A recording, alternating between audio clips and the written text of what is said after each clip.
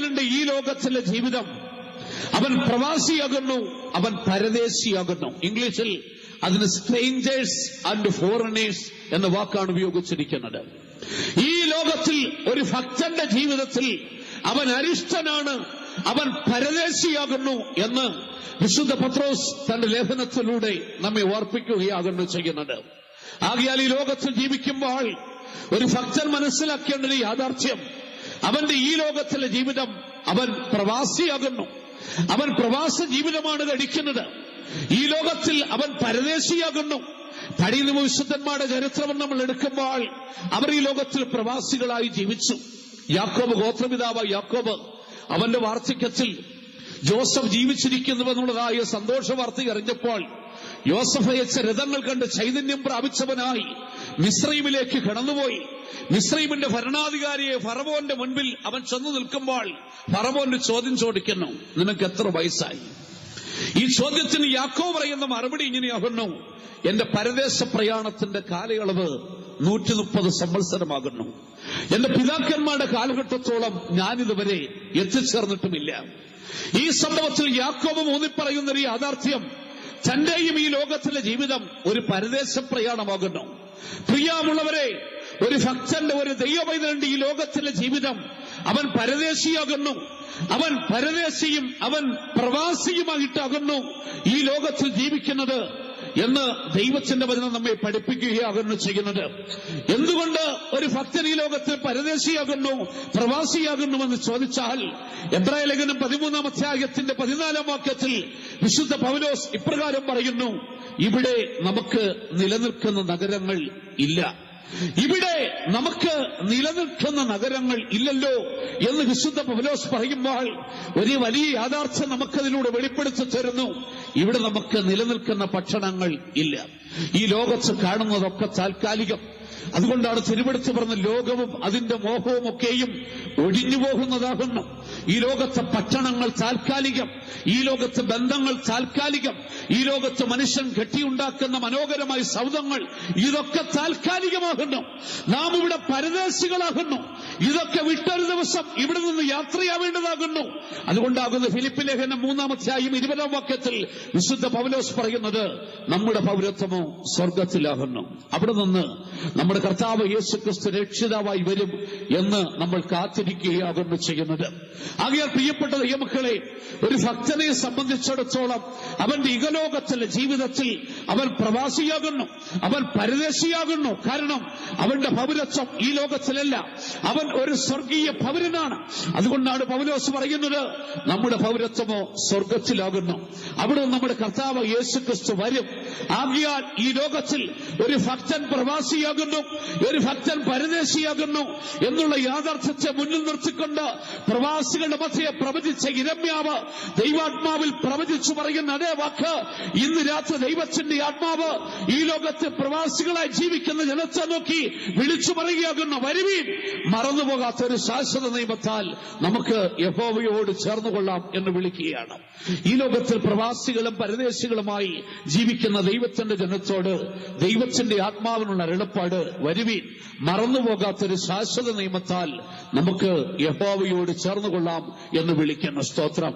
ഈ വാക്യത്തിലേക്ക് നമ്മൾ കടന്നു വരുമ്പോൾ മറന്നുപോകാത്ത ഒരു ശാശ്വത നിയമത്തെക്കുറിച്ച് നമുക്കിവിടെ കാണുവാൻ സാധിക്കുന്നു. നമ്മുടെ ദൈവം, സൈന്യങ്ങളുടെ ദൈവമായ യഹോവ, അവൻ നിയമത്തിന്റെ ദൈവമാകുന്നുവെന്ന് ദൈവത്തിന്റെ വചനം പഠിക്കുമ്പോൾ നമുക്ക് കാണുവാൻ സാധിക്കുന്നു. ദൈവം ഏദനിൽ വെച്ച് ആദാമിനോട് നിയമം ചെയ്യുന്നത് തിരുവെടുത്ത് പഠിക്കുമ്പോൾ നമുക്ക് കാണുവാൻ സാധിക്കുന്നു. ദൈവം ഏദനിൽ വെച്ച് ആദാമിനോട് നിയമം ചെയ്യുന്നു. ജലപ്രളയത്തിന് ശേഷം ദൈവം നോഹയോട് നിയമം ചെയ്യുന്നത് കാണുവാൻ സാധിക്കുന്നു. ഹാരാനിൽ വെച്ച് ദൈവം അബ്രഹാമിനോട് നിയമം ചെയ്യുന്നത് കാണുവാൻ സാധിക്കുന്നു. ഹോരേബിൽ വെച്ച് ദൈവം മോശയോട് നിയമം ചെയ്യുന്നത് കാണുവാൻ സാധിക്കുന്നു. എന്തിനേറെ പറയുന്നു, ഈ അന്ത്യകാലഘട്ടത്തിൽ ദൈവം തന്റെ പുത്രൻ മുഖാന്തരം ദൈവത്തിന്റെ ജനത്തോട് നിയമം ചെയ്യുന്നത് തിരുവെടുത്ത് പഠിക്കുമ്പോൾ നമുക്ക് കാണുവാൻ സാധിക്കുന്നു. അതുകൊണ്ടാണ് 50-ാം സങ്കീർത്തനത്തിന്റെ 5-ാം വാക്യത്തിലേക്ക് വരുമ്പോൾ സങ്കീർത്തനത്തിൽ ഇപ്രകാരം വായിക്കുന്നു, യാഗം കഴിച്ച് എന്നോട് നിയമം ചെയ്ത വിശുദ്ധന്മാരെ എന്റെ അടുക്കൽ കൂട്ടിവരുത്തുവിൻ. വായിക്കാം 50-ാം സങ്കീർത്തനത്തിന്റെ 5-ാം വാക്യം വായിക്കാം. യാഗം കഴിച്ച് എന്നോട് നിയമം ചെയ്തവരായ എന്റെ വിശുദ്ധന്മാരെ എന്റെ അടുക്കൽ കൂട്ടുവിൻ. യാഗം കഴിച്ച് എന്നോട് നിയമം ചെയ്തവരായ എന്റെ വിശുദ്ധന്മാരെ എന്റെ അടുക്കൽ കൂട്ടിവരുത്തുവിൻ. നമ്മുടെ ദൈവം നിയമം ചെയ്യുന്നവനായ ദൈവമാണ്. നമ്മുടെ പിതാക്കന്മാരോട് നിയമം ചെയ്തവനായ ദൈവം എന്തുകാലത്ത് പുത്രൻ മുഖാന്തരം നമ്മോട് നിയമം ചെയ്യുവാൻ നമ്മുടെ കർത്താവ് നമ്മെ വിളിക്കുകയാണ് ചെയ്യുന്നത്.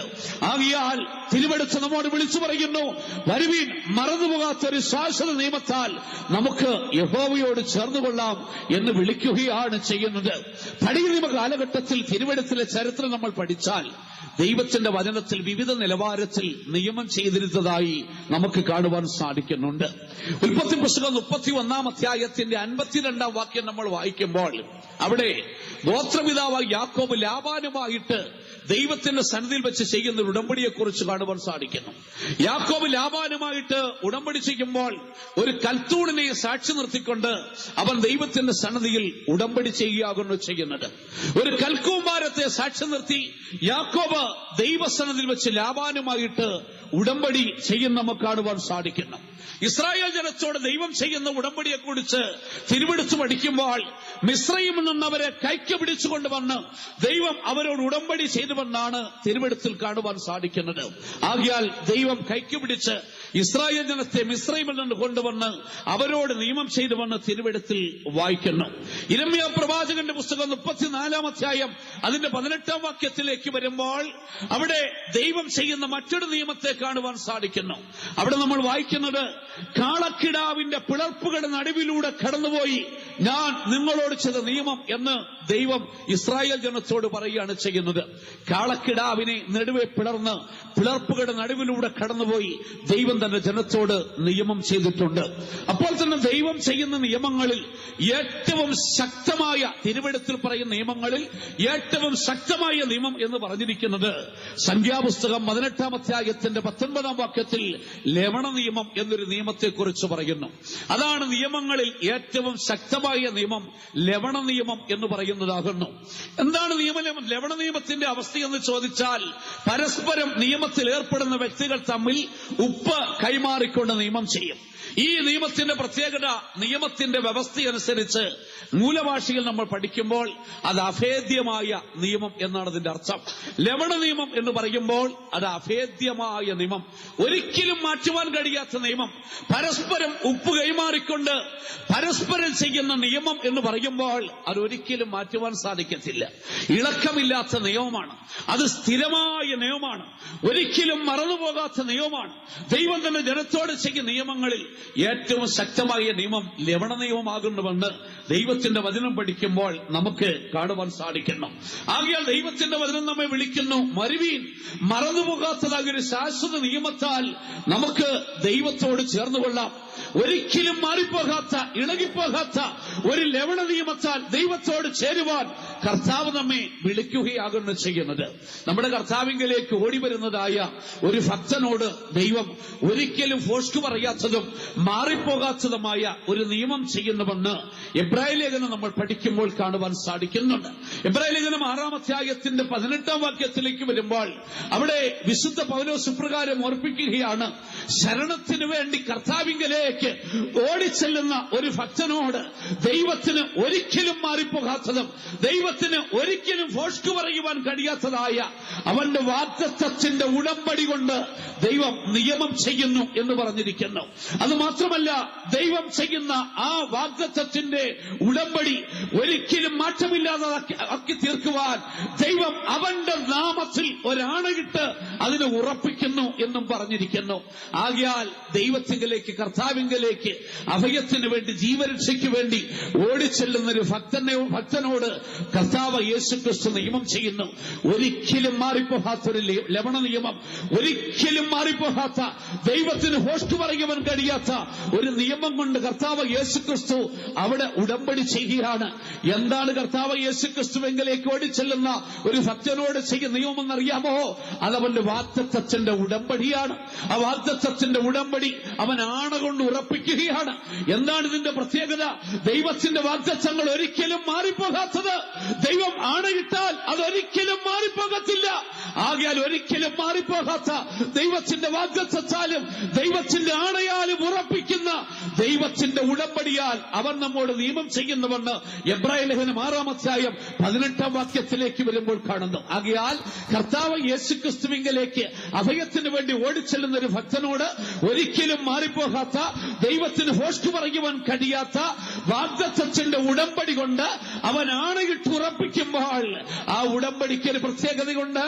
താഴോട്ട് വായിക്കുന്നു, ആ ഉടമ്പടി നിശ്ചയമാണ്, ആ ഉടമ്പടി സ്ഥിരമാണ്, ആ ഉടമ്പടി നമ്മെ തിരശ്ശീലയ്ക്ക് അപ്പുറത്തേക്ക് പുതിയ യെരുശലേമിലേക്ക് സിയോനിലേക്ക് നമ്മളെ കൊണ്ടുപോകുന്നതാകുന്നു. ആകയാൽ കർത്താവ് യേശുക്രിസ്തുവിങ്കലേക്ക് അഭയത്തിന് വേണ്ടി ഓടിച്ചെല്ലുന്ന ഒരു വ്യക്തിക്ക് അവൻ വാഗ്ദത്തത്തിന്റെ ഉടമ്പടി കൊണ്ട് അവൻ ആണയിട്ട് ഉറപ്പിച്ച് അവൻ സത്യം ചെയ്യുന്നു.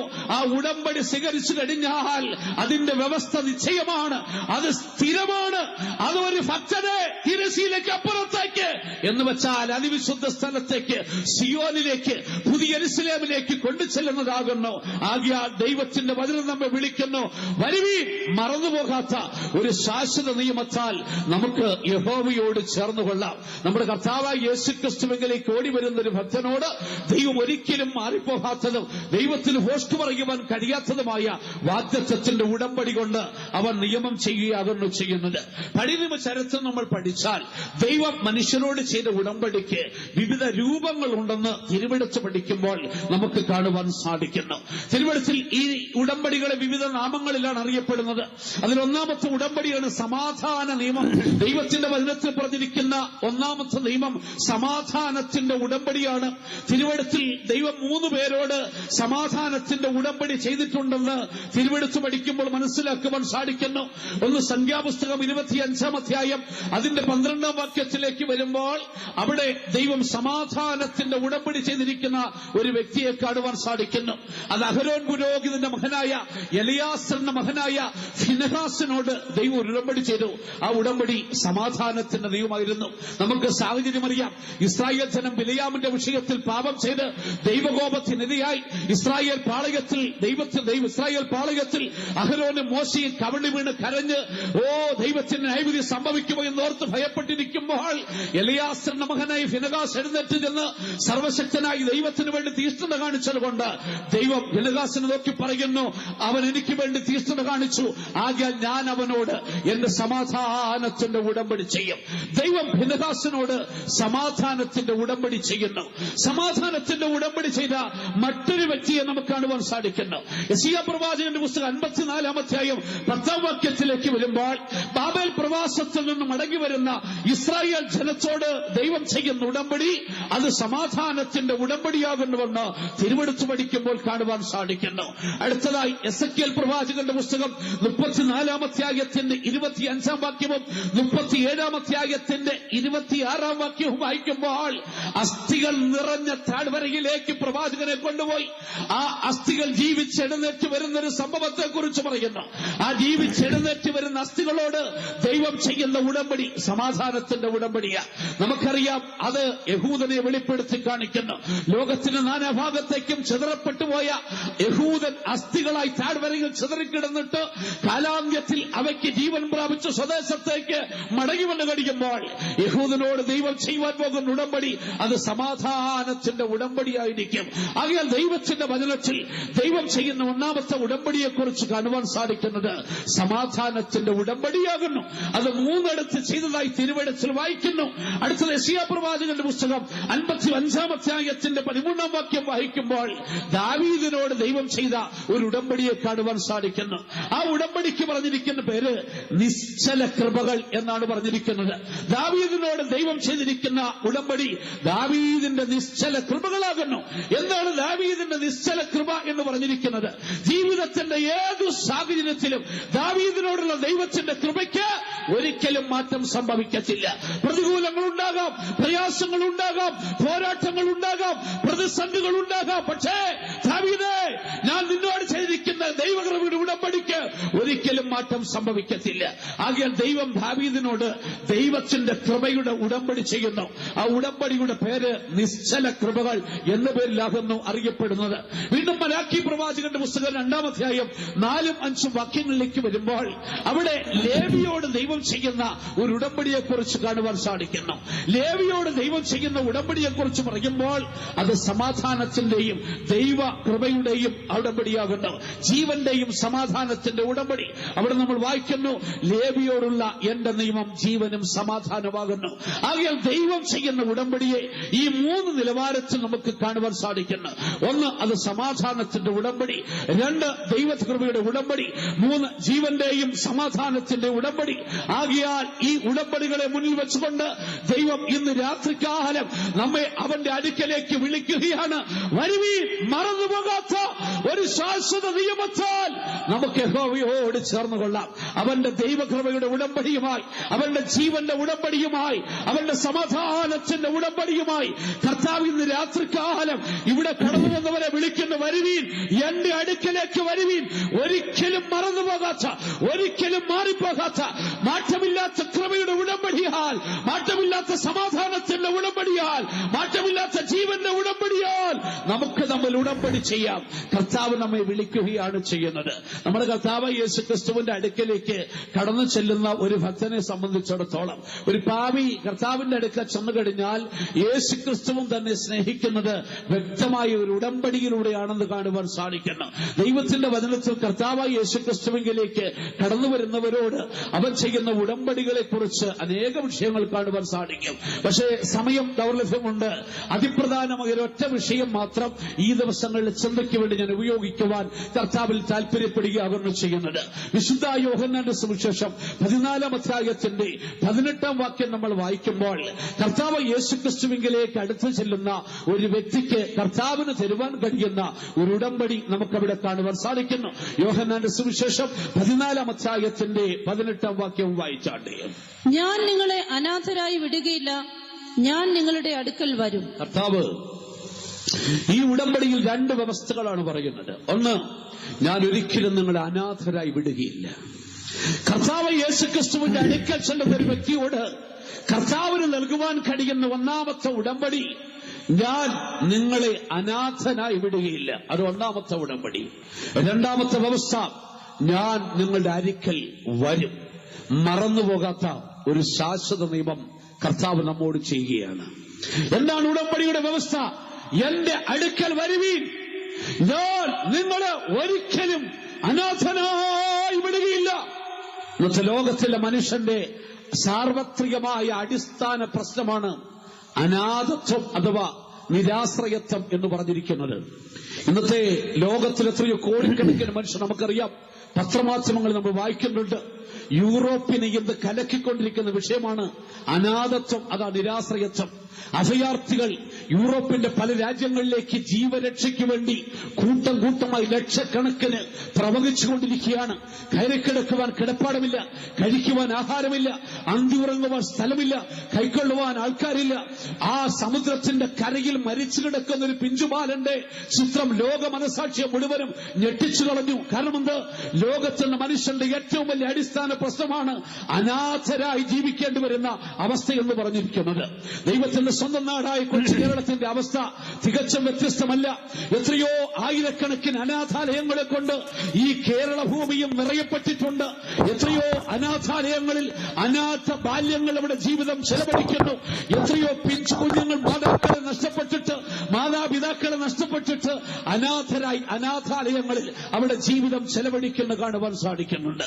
എന്തിനേറെ പറയുന്നു, എത്രയോ മാതാപിതാക്കൾ അവിടെ ജീവിതത്തിന്റെ വാർദ്ധക്യത്തില് അവിടെ എല്ലാം നഷ്ടപ്പെട്ടവരായി വൃദ്ധസദനങ്ങളിലും അനാഥാലയങ്ങളിലും കഴിയുന്നുണ്ട്. എത്രയോ സഹോദരിമാർ ഭർത്താക്കന്മാർ നഷ്ടപ്പെട്ട അനാഥരായി തീർന്നിട്ടുള്ളവരെ നമ്മുടെ ചുറ്റുപാടുകളിൽ നമുക്ക് കാണുവാൻ സാധിക്കുന്നു. 10ഉം 12ഉം മക്കളെ പെറ്റു വളർത്തിയ മാതാപിതാക്കൾ വാർദ്ധക്യത്തിലെത്തിയപ്പോൾ അവരെ സംരക്ഷിക്കുവാൻ ആൾക്കാരില്ലാത്ത അവസ്ഥയിൽ അനാഥരായി വൃദ്ധസദനങ്ങളിൽ അവർ അഭയം തേടിയിട്ടുള്ള ചരിത്രം ഈ കേരളക്കരയിലും വിരളമല്ല എന്ന് നമുക്ക് മനസ്സിലാക്കുവാൻ സാധിക്കുന്നു. ഒരിക്കൽ ഒരാൾ പറഞ്ഞ് ഞാൻ ഓർക്കുകയാണ് ചെയ്യുന്നത്, ഒരു അമ്മയ്ക്ക് 10 മക്കളെ പ്രസവിച്ചു വളർത്തുവാൻ കഴിയും. പക്ഷേ ആ 10 മക്കൾക്ക് തിരിച്ച് ഒരമ്മയെ വാർദ്ധക്യത്തിൽ സംരക്ഷിക്കുവാൻ സാധിക്കത്തില്ല.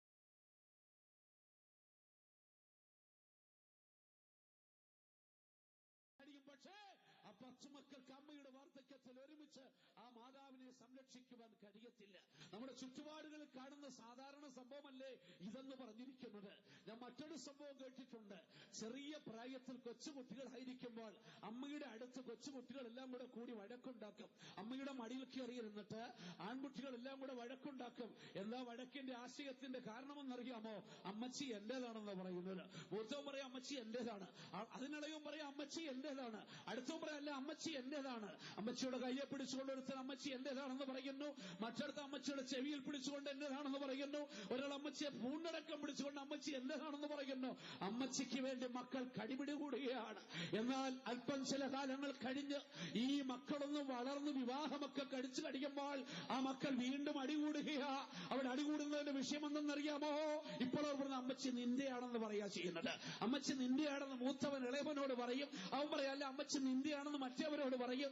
അമ്മച്ചി അങ്ങോട്ടും ഇങ്ങോട്ടും ഇപ്പൊ നിന്റെയാണെന്നും പറഞ്ഞ് പരസ്പരം അടികൂടുന്ന കാഴ്ചയാണ് നമ്മുടെ ചുറ്റുപാടുകളിൽ കാണുവാൻ സാധിക്കുന്നത്.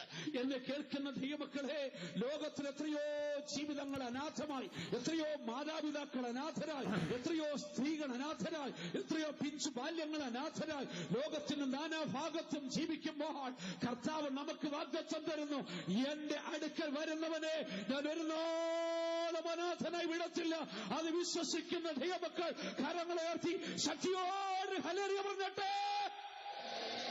ഇന്ന് ലോകത്തിൽ എത്രയോ രാഷ്ട്രീയ പ്രസ്ഥാനങ്ങൾ, എത്രയോ ഇസങ്ങൾ നേതൃത്വം നഷ്ടപ്പെട്ട് അനാഥമായി തീർന്നിട്ടുണ്ട്. സോക്രട്ടീസ് മരിച്ചപ്പോൾ സോക്രട്ടീസിന്റെ ശിഷ്യനായിരുന്ന പ്ലേറ്റോ വിളിച്ചു പറഞ്ഞു, ഞങ്ങൾ അനാഥരായി തീർന്നുവെന്ന്. ഹിറ്റ്ലർ മരിച്ചപ്പോൾ നാസിസം അനാഥമായി തീർന്നു. മുസോളിനി മരിച്ചപ്പോൾ ഫാസിസം അനാഥരായി തീർന്നു. ഇന്ന് ലോകത്തിൽ എത്രയോ സംഘടനകൾ, എത്രയോ രാഷ്ട്രീയ പ്രസ്ഥാനങ്ങൾ, എത്രയോ ഇസങ്ങൾ നേതൃത്വം നഷ്ടപ്പെട്ടിട്ട് അനാഥരായി വഴിയിൽ അവസാനിക്കുമ്പോൾ നമ്മുടെ കർത്താവ് വാഗ്ദത്തം ചെയ്യുന്നു, എന്റെ അടുക്കൽ വരുവീൻ, മറന്നുപോകാത്തൊരു ശാശ്വത നിയമം ഞാൻ നിന്നോട് ചെയ്യാം, ഒരു സമാധാനത്തിന്റെ നിയമം ചെയ്യാം, ഒരു കൃപയുടെ നിയമം ഞാൻ ചെയ്യാം, ഒരു ജീവന്റെ നിയമം ഞാൻ നിന്നോട് ചെയ്യാം. ഞാൻ നിന്നെ ഒരിക്കലും അനാഥനായി വിടത്തില്ല. കർത്താവ് ചെയ്യുന്ന ഉടമ്പടിയാണ്. പ്രിയപ്പെട്ട ദൈവമക്കളെ, ചില വർഷങ്ങൾക്കപ്പുറത്ത് കൊട്ടാരക്കരയിൽ ഞങ്ങൾ ആയിരിക്കുമ്പോൾ കൊട്ടാരക്കരയിലെ സെൻട്രൽ പാസ്റ്റർ ആയിരുന്ന ഫിലിപ്പോച്ചന് ആകസ്മികമായി പെട്ടെന്ന് ഈ ലോകമിട്ട് കടന്നുപോയി. തന്റെ പ്രവൃത്തി തികച്ചു കടന്നു.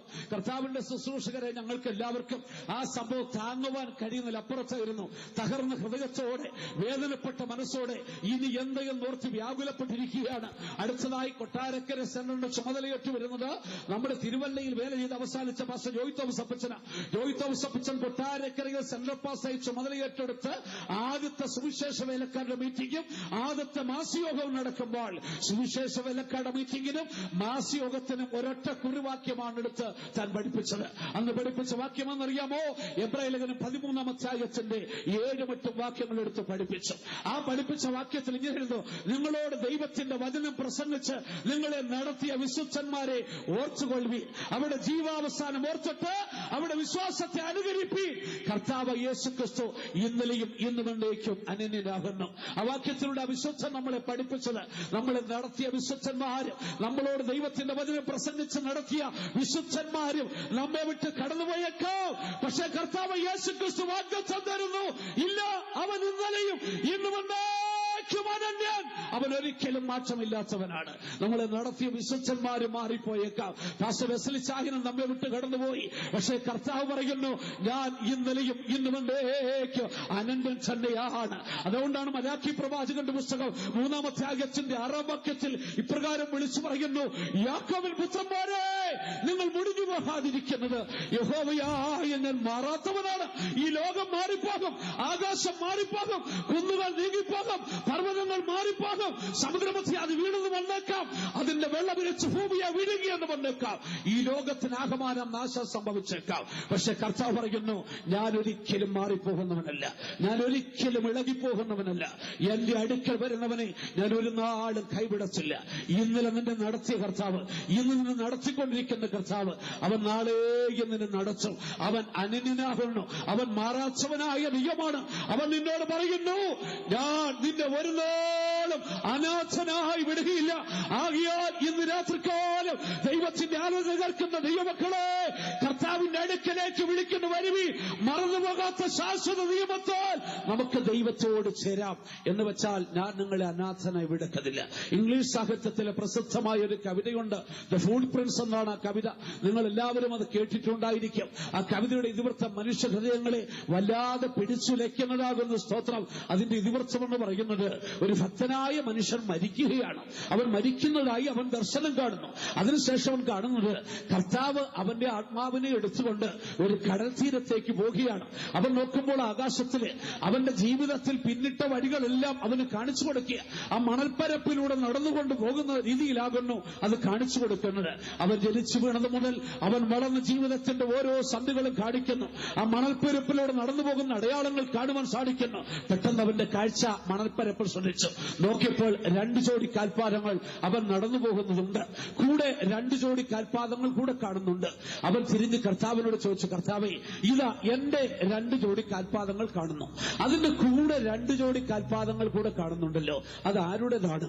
കർത്താവ് പറഞ്ഞു, മോനെ, അത് എന്റെ കാൽപാദങ്ങളാണ്. നീ നിന്റെ ജീവിതത്തിൽ കടന്നുപോയ സകല വഴികളിലും നിന്നോടുകൂടെ ഞാൻ ഉണ്ടായിരുന്നു. ഞാൻ നിന്റെ പിന്നാലെ നിന്നോടുകൂടെ അനുഗമിച്ച എന്റെ കാൽപ്പാടുകളാണ് കാണുന്നത്. അത് കേട്ടപ്പോൾ അവന് വലിയ സന്തോഷം തോന്നി. എന്റെ കർത്താവിനോട് വലിയ സ്നേഹം തോന്നി. അവൻ ഈ കാഴ്ച കണ്ട് മുന്നോട്ട് പോയിക്കൊണ്ടിരിക്കുമ്പോൾ പെട്ടെന്ന് അവനൊരു കാര്യം ശ്രദ്ധിച്ചു. 1 ജോഡി കാൽപാദങ്ങളെ കാണുന്നുള്ളൂ, 1 ജോഡി കാൽപാദങ്ങൾ കാണുന്നില്ല.